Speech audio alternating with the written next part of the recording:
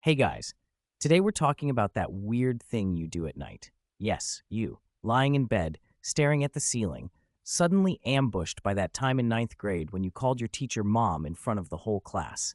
Your whole body tightens like you're reliving it, even though no one else probably remembers. Your stomach knots. You groan into the darkness. This isn't nostalgia. This is something more primal. So before we go deeper into today's topic, take a moment to like the video and subscribe, but only if you genuinely enjoy what I do here. Now back to the cringe fest. It starts innocently. You're tired, brushing your teeth, maybe scrolling for a bit. Then you lie down and the stillness creeps in. No more noise, no more distractions. That's when your brain flips into night mode, but not the calming kind. Instead of powering down, a whole mental theater starts up. Spotlights, old scripts, and your worst hits on loop. This is the default mode network doing what it does best, wandering. It's a collection of brain regions that lights up when you're not focused on the outside world. When you're daydreaming, reflecting, or trying to sleep, this network comes online. It's where a lot of self-talk happens, but not all of it is kind. Especially late at night, the DMN seems to love dredging up embarrassment, shame, and awkward moments from the past. Think of it as your brain's idle screensaver. But instead of bouncing logos, you get reruns of your most uncomfortable moments. And here's the thing. Your brain doesn't always differentiate between something happening now and something remembered vividly. So when you think of that time you tripped walking up to the stage or said something weird at a party, your brain reactivates some of the same areas as if it's happening again. Heart races, muscles tense, you flinch a little. It's almost cinematic, isn't it? This isn't random. There's a reason your brain stores these memories so deeply. Embarrassment is part of your social survival toolkit. When you do something cringy, your brain wants you to remember so you don't do it again. It tags the memory with emotion, usually shame or awkwardness, to make it stick. Back in early human societies, social blunders could mean exile. And exile? That often meant death. So your brain developed this safety mechanism to overlearn from mistakes, especially public ones. A relatable example. Imagine you're in a meeting and mispronounce a key term. Everyone laughs. At the time, you recover, maybe even laugh with them. But weeks later, it's 1:43 a.m. and your brain decides, let's watch that scene again. Now you're cringing under your blanket, heart thumping. The DMN has decided this moment is a gold mine for reflection, even though it's long gone and irrelevant. Psychologically, this nightly embarrassment replay is connected to what's called rumination. It's that repetitive thinking loop where your mind spins the same tape over and over, looking for resolution, redemption, or just something. Rumination often feels productive, like you're figuring something out. But most of the time, it's just spinning wheels, wearing down your self-esteem. What's tricky is that your brain prefers clarity and closure. Embarrassing memories often lack that. There was no clean fix, no apology, no satisfying "that's behind me" moment. So the DMN keeps tossing it back up on screen, trying to reprocess it until it feels settled. Spoiler, it rarely ever does. Now layer in tiredness. When you're exhausted, your mental defenses are down. That inner critic, the one who whispers, "you're such an idiot," gets louder. You're more likely to exaggerate your flaws and misread old situations. That stumble becomes a catastrophe. That awkward pause becomes humiliation. Your brain warps memory into a horror reel, and you're stuck watching. But don't beat yourself up for it. This is just your brain doing its job. Flawed, messy, overly cautious, sure, but still trying to protect you in the weirdest way possible.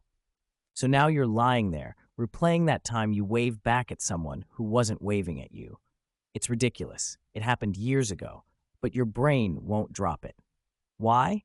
Because in that moment, something deeper kicks in, something psychologists call the spotlight effect. That's the cognitive bias that convinces you everyone noticed your mistake, judged it, and probably still remembers it. In reality, most people didn't care, didn't notice, or forgot within minutes. But you didn't, because to you, it felt huge, like the entire world paused to witness your slip-up. The spotlight effect feeds into another psychological trap, shame. Unlike guilt, which says I did something bad, shame says I am bad. It's more internal, more sticky, and way harder to shake. So when you're lying there, watching yourself bumble through an old social mess, the feeling isn't just embarrassment, it's identity. It's what's wrong with me, not that was awkward. And here's where the stuckness sets in. Shame doesn't move easily, it anchors you.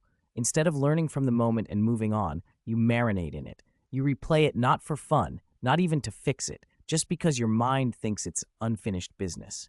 There's no resolution, no applause, no cue to roll credits, just awkward silence. Again and again. Let's take an easy example. Picture this. You're at a friend's wedding.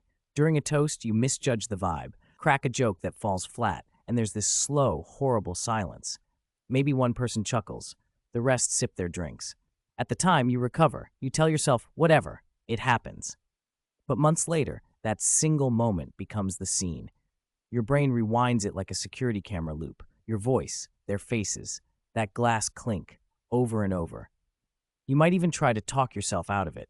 They've probably forgotten, but the feeling doesn't care. That's because memory isn't just cognitive, it's emotional. And emotional memories, especially social ones, get tagged and filed with special care. Your amygdala helps seal them in tighter to protect you from future danger, aka public humiliation.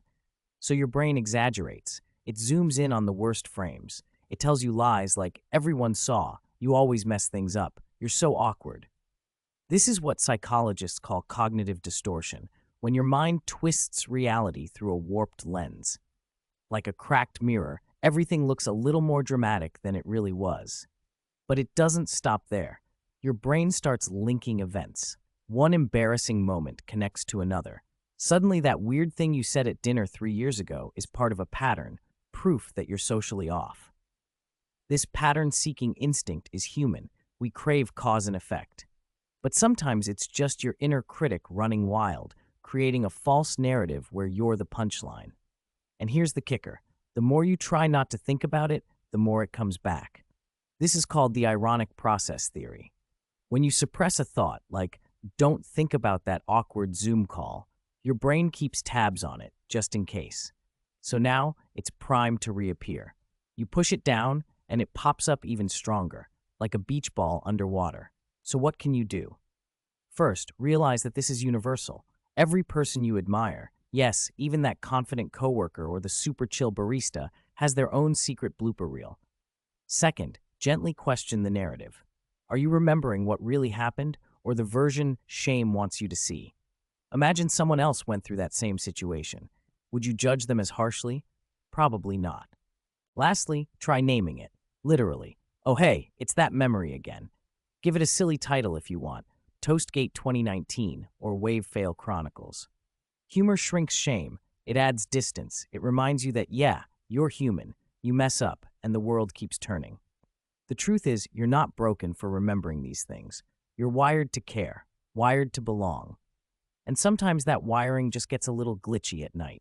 A word of encouragement before you switch off the lights tonight. That memory you're obsessing over isn't a sign of failure. It's a sign that you care, that you're reflective, that you want to do better.